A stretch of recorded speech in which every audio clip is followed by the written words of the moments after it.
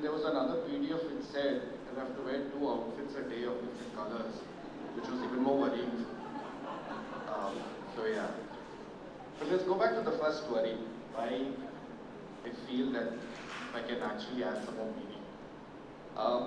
In my view, about almost 2 decades of work, I've realized that if I'm doing a project, by forgetting the whole fundamentals for whom I'm building for, where the site is, everything. And we've done a lot of projects over us, and we realize that at times when you do a plan and then the next question, the client is happy with the plan and said, can you give us 3 options of irrigation? And it's quite a common problem that we all face. And this is my own testimony, and with no reference to anybody, but I feel that at times, am I content with what I do is the question I always ask. But there are these few projects that in my career that stands out, which I feel I connect. And I'm just going to present that. It's a lot of slides, so I'm just going to go gush. And yeah, truly going back to basics for me was the only way to do it. We all know this, I'm not going to talk about it. First starts with a home, 3 projects, 3 typologies, 3 sizes, 3 contexts, 3 clients. This is my own house, which I built in a small town called Bagalo. That's the entire span of land. It's about an acre of land. I was conscious enough to understand that if I ever go kaput, I should be able to sell the other part of land. So I built the house extreme to the end where there is a bald spot. Concept revolved around a simple matchbox. It's like a public space and the private space is interviewing inside. That's simply it, how these 2 spaces work. That space, which is the private, had also a courtyard, got pulled in.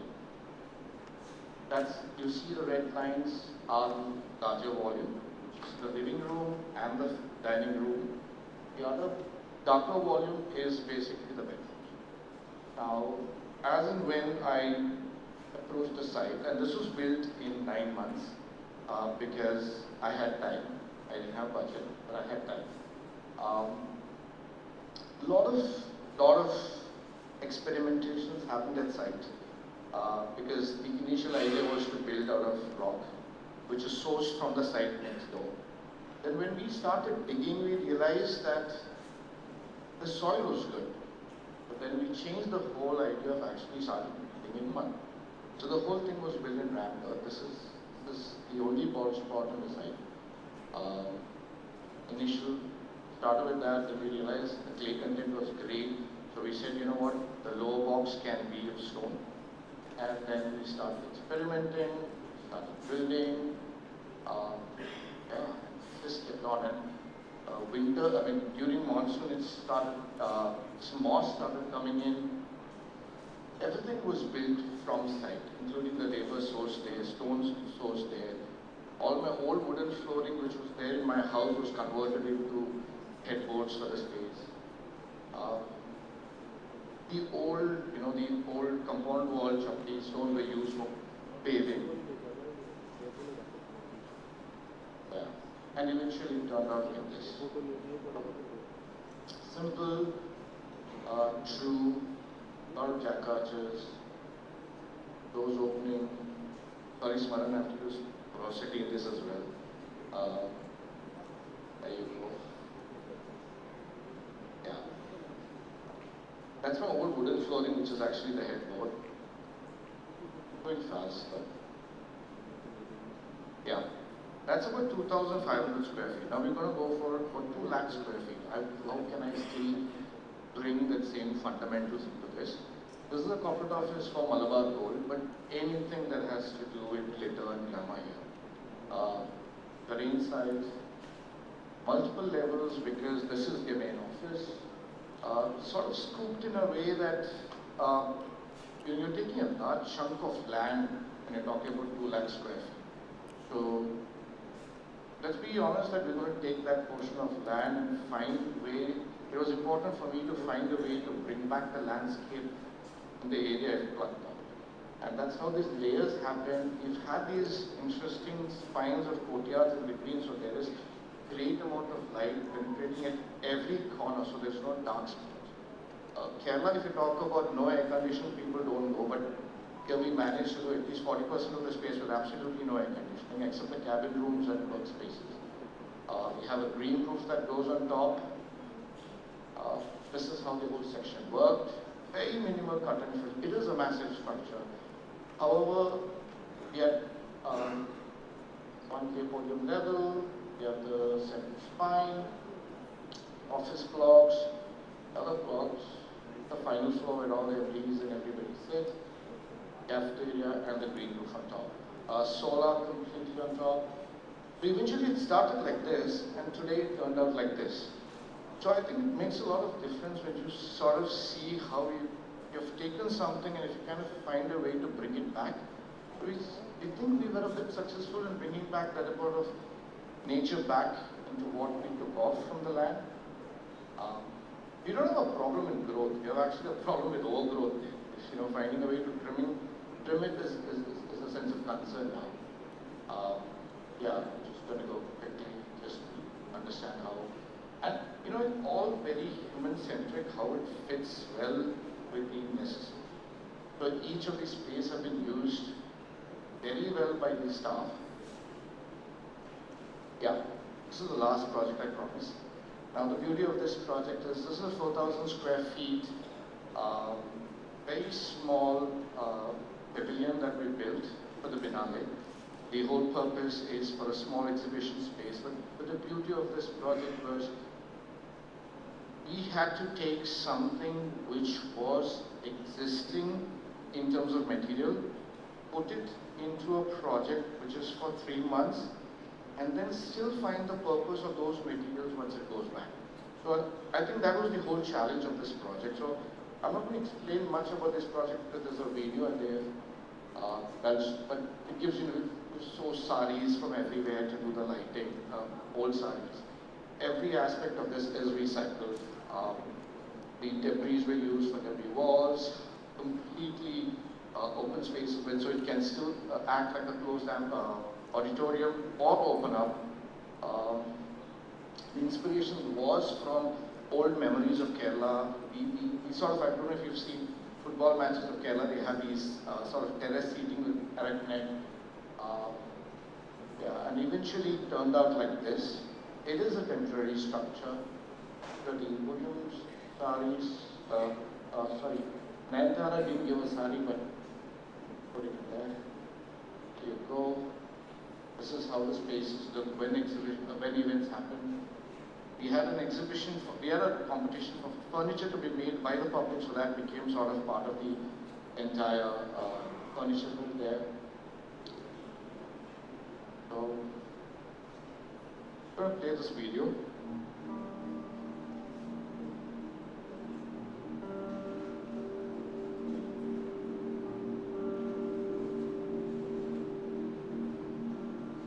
It's interesting that a lot of people ask me the question, are you an artist? And then I have to explain that architecture, to a large extent, is an art in many ways. It's only in a way it's a functional art.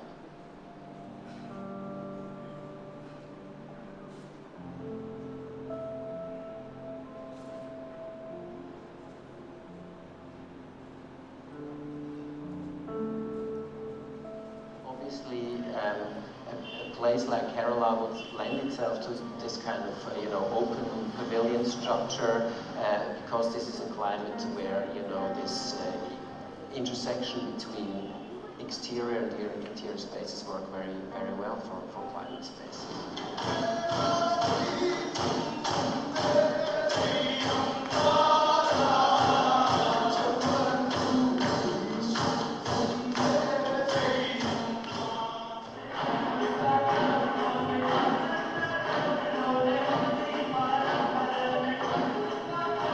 When we saw the site, it was beautifully arranged with a lot of trees.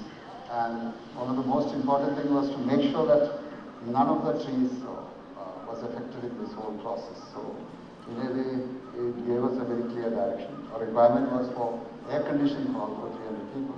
And air conditioning itself was a change a lot of things, because if it was an open pavilion, the whole idea would have been very different. But air conditioning and having a hall which could be used for screening movies and other things means that it had to be, the lights had to be controlled. We decided that all the waste materials around the site was used for the whole construction. And the only material, a few things which we had to bring from outside were the steel columns and trusses. Most of the materials we are using in such a way that it could be reused without wasting any money. The tough thing was we had to do it within a very limited time. And it is not a building which is going to last forever. This is just going to be there for 3 months. So it was even more interesting.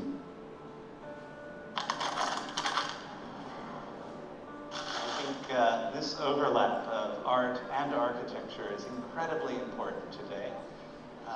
Not only because artists can ask questions that architects can't, but architects need to have that friction sometimes, that creative friction that allows for space and all of the full meanings of spaces to be activated and to be catalyzed for ideas.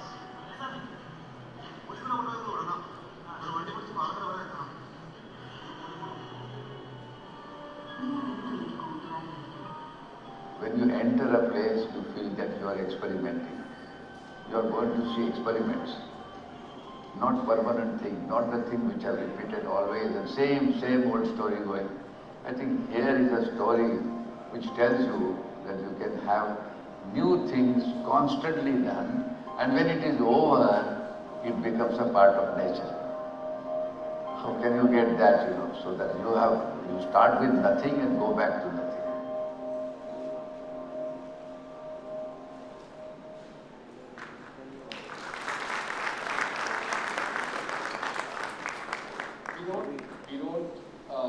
We don't claim to be a sustainable practice, obviously, because the day we touch around, I believe the sustainability is.